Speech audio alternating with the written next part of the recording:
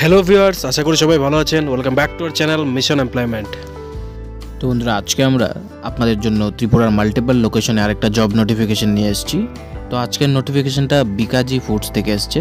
তো এখানে urgent requirement রয়েছে আইএসআর পোস্টে বিকাজি ফুড ইন্টারন্যাশনাল লিমিটেডের জন্য, যেখানে লোকেশন রয়েছে নর্থ ত্রিপুরা, ধলাই এবং ঊনকোটি, এই তিনটা লোকেশনে।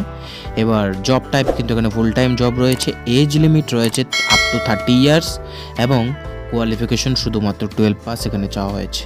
দেখুন কী রিকোয়ারমেন্টস কী রয়েছে।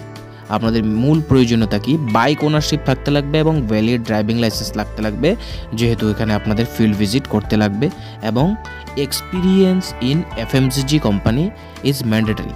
তো আপনাদের অবশ্যই এফএমসিজি সেক্টরে এক্সপিরিয়েন্স থাকতে লাগবে। জব ডেসক্রিপশনে দেখুন কি বলা হয়েছে, we are seeking a highly motivated and experienced individual to join our team as an ISR. ISR full form হয়েছে in store representative at Bikaji food international limited. তো আইডিয়াল ক্যান্ডিডেট তারাই থাকবে যাদের স্ট্রং ব্যাকগ্রাউন্ড রয়েছে এফএমসিজি সেলসে এবং excellent communication skill কিন্তু থাকতে লাগবে।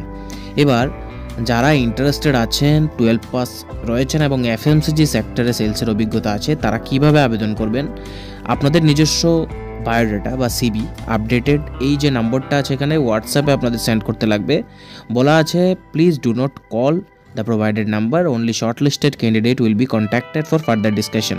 তো আপনাদের কিন্তু এই নাম্বারে কল করা যাবে না, আপনারা আপনাদের সিবি সেন্ড করে ওয়েট করবেন। যদি আপনাদের শর্ট লিস্টেড করা হয় তবে অবশ্যই আপনাকে ফোন করে বাকি বিস্তারিত আলোচনা করা হবে।